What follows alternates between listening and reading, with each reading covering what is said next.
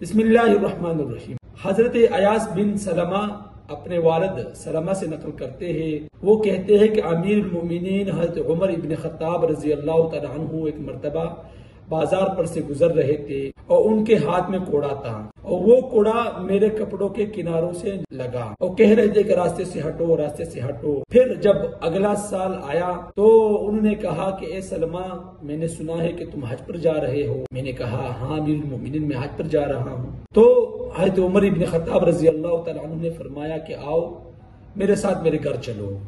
उनने मेरा हाथ पकड़ा अपने घर लेकर और वो घर जाकर उन्होंने मुझे 600 दिरहम दिए और कहा कि इसको लो और अपने हज के सफर में ये तुम्हारे काम आएंगे, इसको लो और तुम्हारे हज के सफर में तुम्हारे काम आएंगे। मैंने कहा ये किस लिए? कहा कि जो पिछले साल मैंने तुम्हें कोड़ा मारा था ये उसके बदले में है।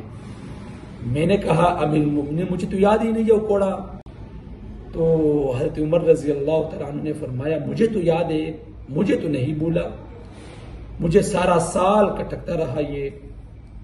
तो ये वक़्त के अमीर मोमिनीन हैं, जब वो बोलते तो कुरान बोलते, जब वो बात करते तो सच्ची बात करते, हक बात करते, जब वो किसी जमीन पर कदम रखते तो वहां जलजले नहीं आते, और जिस रास्ते पर से गुजरते वहां शैतान नहीं गुजरता।